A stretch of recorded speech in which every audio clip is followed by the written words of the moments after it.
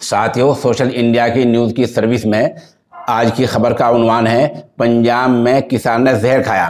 पंजाब में ज़री बिल, कृषि बिल के खिलाफ किसानों का गुस्सा बहुत ज़्यादा बढ़ रहा है। साबिक वज़ीर आला प्रकाश सिंह बादल की रहायशगाह पर धरने पर बैठे एक किसान ने आज जहर खाकर खुदकुशी की कोशिश की है। इस किसान की हालत काफ़ी नाजुक है। इसका नाम है प्रीतम सिंह, उम्र 55 साल है। बता दें कि ये 3 बिल हैं जो पार्लियामेंट में तो पास हो गए हैं, लेकिन अभी राज्यसभा में इनका पास किया जाना बाकी है। बीजेपी से जुड़ी कई पार्टियां इन बिलों की मुखालफत कर रही हैं, इसलिए राज्यसभा में पास होने में मुश्किल पेश आ सकती है। किसानों का कहना है कि बिल लागू होते ही मंडियों का चलन आहिस्ता आहिस्ता ख़त्म हो जाएगा, सब कुछ प्राइवेट हो जाएगा।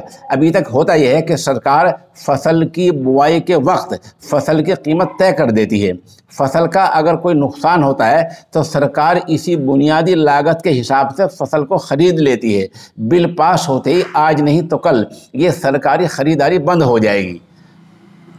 दूसरे है कि सरकार ने अनाज, तेल, आलू, चावल ऐसी सब चीज़ों को ज़रूरी फहरिस्त से बाहर निकाल दिया है। जो सरकार की ज़रूरी चीज़ों की लिस्ट है, उस लिस्ट से इन चीज़ों को, दाल, तेल, आलू को बाहर निकाल दिया है और इन चीज़ों के स्टॉक की हद भी ख़त्म कर दी है। यानी इस एतबार से कोई भी मल्टीनेशनल कंपनी आएगी, आपके आलू, आपका तेल और आपकी दाल, आपका अनाज पूरे ज़िले का ख़रीद लिया करेगी और ज़ख़ीरा इकट्ठा करेगी, बड़े बड़े गोदाम भरेगी और फिर अपनी मर्ज़ी के मुताबिक बाहर लोगों को वक्त पर बेच लिया करेगी। ये सब कुछ मल्टीनेशनल कंपनियों का कब्ज़ा हो जाएगा। सरकार ने किसानों के इन अंदेशों के बारे में बिल में कुछ नहीं कहा है, बिल्कुल चुप्पी साधी है। हाँ, हमारे वज़ीर-ए-आज़म जनाब नरेंद्र मोदी साहब और मुतल्लिक़ा वज़ीर ने ये दावा किया है कि ये बिल किसानों के फ़ायदे के लिए है। वज़ीर-ए-आज़म ने तो यहाँ तक कह दिया है कि किसानों को गुमराह करने के लिए बहुत सी ताकतें, बहुत सी शक्तियाँ लगी हुई हैं।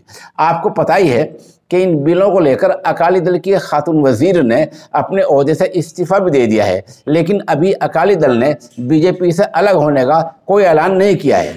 पंजाब और हरियाणा के किसानों के एहतजाज से, आंदोलन से हरियाणा में दुष्यंत चौटाला की पार्टी पर दबाव बढ़ा है, क्योंकि हरियाणा में बीजेपी दुष्यंत चौटाला की पार्टी हरियाणा जनहित पार्टी के साथ मिलकर सरकार चला रही है।